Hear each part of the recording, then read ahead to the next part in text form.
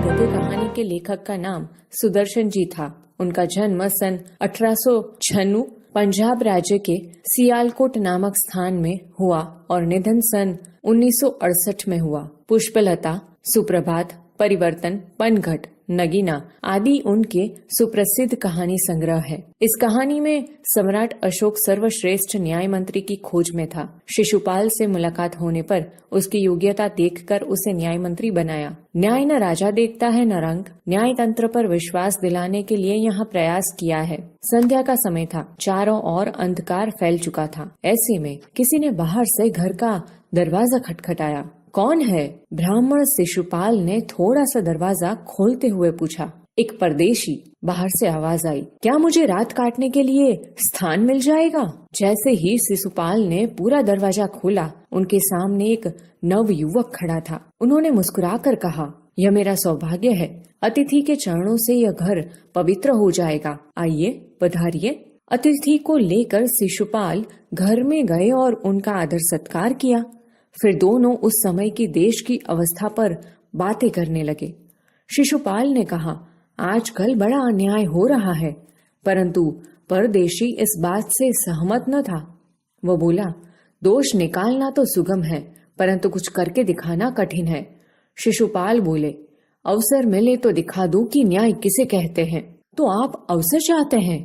हाँ, अवसर चाहता हूँ। फिर कोई अन्याय नहीं होगा? बिल्कुल नहीं। कोई अपराधी दंड से न बचेगा? नहीं। परदेशी ने मुस्कुरा कर कहा, यह बहुत कठिन काम है। ब्राह्मण के लिए कुछ भी कठिन नहीं। मैं न्याय का डंका बजाकर दिखा दूंगा। परदेशी धीरे से मुस्कुराए, पर कुछ न बोले। फिर कुछ देर बाद वे सो गए। सुबह उठकर परदेशी ने शिशुपाल को धन्यवाद देकर उनसे विदा ली। कुछ दिनों बाद शिशुपाल के घर कुछ सिपाही आए और उन्हें दरबार में चलने के लिए कहा। शिशुपाल सहम गए। वे समझ नहीं सके कि सम्राट ने उन्हें क्यों बुलाया है।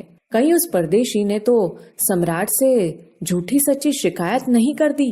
दरबार में पहुंचकर शिशुपाल का कलेजा धड़कने लगा जब उन्होंने देखा कि परदेशी ही सम्राट अशोक है। सम्राट बोले, ब्राह्मण देवता, मैं आपको न्याय का अवसर देना चाहता हूँ। आप तैयार हैं? पहले तो शिशुपाल घबराए, फिर बोले, यदि सम्राट की यही इच्छा है तो मैं तैयार हूँ। बहुत ठीक, कल से आप न्याय मंत्री हुए, सम्राट ने कहा और अपने हाथ से अंगूठी उतारकर शिशुपाल को पहना दी। ये सम्राट अशोक की राज मुद्रा थी। अब शिशुपाल न्याय मंत्री थे। उन्होंने राज्य के समुचित व्यवस्था करना आरंभ कर दिया। उनके सुप्रबंध से राज्य में पूरी तरह शांति रहने लगी। किसी को किसी प्रकार का भय नहीं था।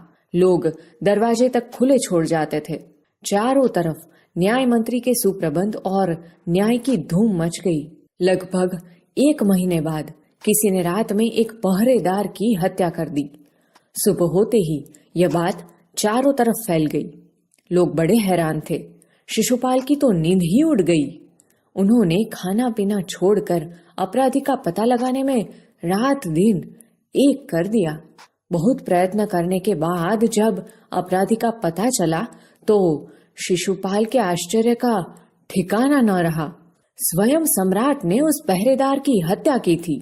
सम्राट को अपराधी घोषित करना बहुत ही कठिन काम था। शिशुपाल करे भी तो क्या करे। एक और वे न्याय मंत्री थे और दूसरी ओर सम्राट के सेवक। परंतु न्याय की दृष्टि में सम्राट और साधारण व्यक्ति में कोई अंतर नहीं होता। अगले दिन शिशुपाल दरबार में पहुंचे।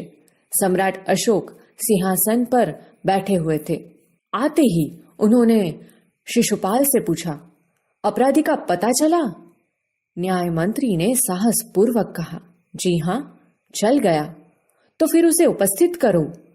न्याय मंत्री कुछ रुके, फिर अपने उच्च अधिकारी को संकेत करते हुए बोले, धनवीर, इन्हें गिरफ्तार कर लो, मैं आज्ञा देता हूँ।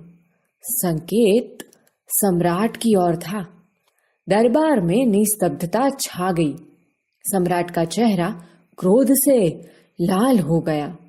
वे सिंहासन से खड़े हो गए और बोले, इतना साहस? न्याय मंत्री ने ऐसा भाव प्रकट किया जैसे कुछ सुना ही ना हो। उन्होंने अपने शब्दों को फिर दोहराया, धनवीर, देखते क्या हो, अपराधी को गिरफ्तार करो। दूसरे ही क्षण सम्राट के हाथों में हथकड़ी पड़ गई। न्याय मंत्री ने कहा, अशोक, तुम पर पहरेदार की हत्या का आरोप लगाया जाता है, तुम इसका क्या उत्तर देते हो? सम्राट होठ काट कर रह गए। न्याय मंत्री ने फिर पूछा, तो तुम अपराध स्वीकार करते हो? हाँ, मैंने उसे मारा अवश्य है, पर उदंड था, सम्राट का उत्तर था। वह उदंड था या नहीं?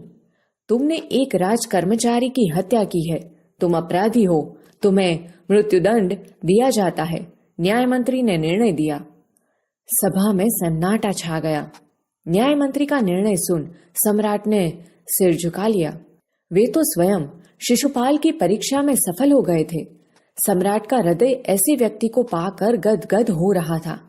तभी न्याय मंत्री का संकेत पाकर एक कर्मचारी सम्राट अशोक की सोने की मूर्ति लेकर उपस्थित हो गया।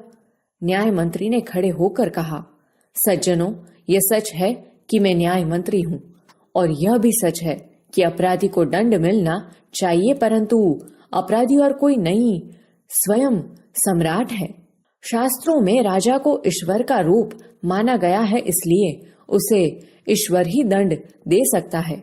अतएव मैं आज्ञा देता हूं कि सम्राट को चेतावनी देकर छोड़ दिया जाए और उनके स्थान पर इस सोने की मूर्ति को फांसी पर लटका दिया जाए, जिससे लोगों को शिक्षा मिले। न्याय मंत्री का न्याय सुनकर लोग जय जयकार कर उठे। जब सब लोग चले गए तो शिशुपाल ने राजमुद्रा सम्राट अशोक के सामने रख दी और बोले, महाराज, यह राजमुद्रा वापस ले ले, मुझसे यह बोझ नहीं उठाया जाएगा। अशोक ने सम्मान भरी दृष्टि से उनकी ओर देखते हुए गदगद कंठ से कहा, आपने मेरी आंखें खोल दी, आपका साहस प्रशंसनीय है, यह बोझ आपके अतिरिक्त और कोई नहीं उठा सकता। न्याय मंत्री निरुत्तर हो गए।